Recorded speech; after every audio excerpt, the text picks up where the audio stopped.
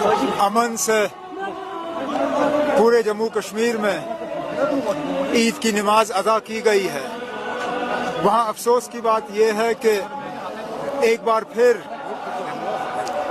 श्रीनगर के उस ऐतिहासिक और मुकामी जामा मस्जिद में ईद की नमाज अदा करने की इजाज़त नहीं दी गई, जो कि मुझे लगता है एक तो अफसोस की बात है और दूसरी तरफ से कहीं ना कहीं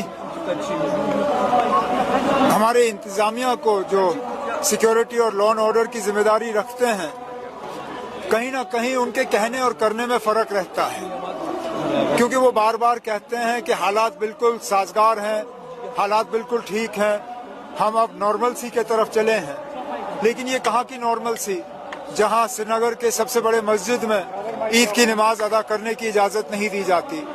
मैं तो उम्मीद करूँगा कि इस तरह के फैसले जो हैं उनको बदल दिया जाए और लोगों को आज़ादी से अपने जो है अपने नमाजों को जो है अदा करने की इजाज़त मिले। उमर साहब, आपने अमन की बात की, क्योंकि इस वक्त पूरे मुल्क में हम देख रहे हैं कि किस तरीके से इसका भी असर पड़ रहा है। एलपीजी गैसेस हो या ऑयल हो, अब कल जो है प्राइसेस भी हाइक हो गए, प्राइस तो कितना नेगेटिव इम्पैक्ट हमारी कंट्री पे? हमारे कंट्री पे तो इम्पैक्ट पड़ेगा ही। एक तो सेंटिमेंट का इम्पैक्ट है, पूरे मुस्लिम कम्युनिटी पे जो है इसका सेंटिमेंटल इम्पैक्ट पड़ता है और उसके साथ साथ पूरे मुल्क पे इसका इम्पैक्ट पड़ता है।